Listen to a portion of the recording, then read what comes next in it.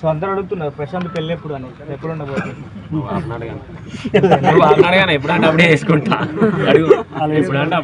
అసలు చాలా మంది పల్లవి ప్రశాంత్ అంటే అసలు ప్రశాంత్ ఏంటి, ముందు పల్లవి ఏంటి, పల్లవి ఉన్న వాళ్ళ గర్ల్ ఫ్రెండ్ పేరా ఏంటి అని కన్ఫ్యూజ్ ఉంది.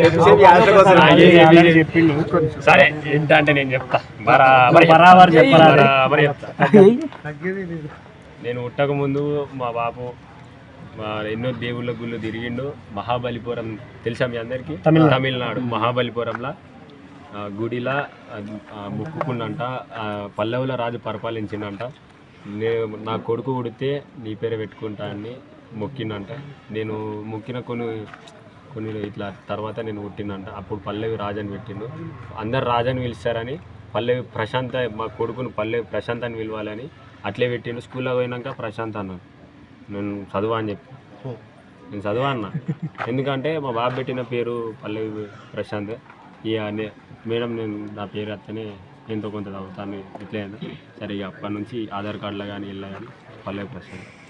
ఇంకా ఏమనుకున్నాను పల్లవి ప్రశాంత్ ఇప్పుడు ఆ పల్లవి ప్రశాంత్ ముందు బిగ్ బాస్ విజేత పల్లవి ప్రశాంత్ అని చేరిపోయింది. ఎట్లా ఉంది ఇప్పుడు? నాకు నిజంగా మస్తు సంతోషంగా ఉందన్న. బీపీ అంటే భూమి బిడ్డ కీరవాణి సార్ మాటల్లో నాకు నిజంగా అన్న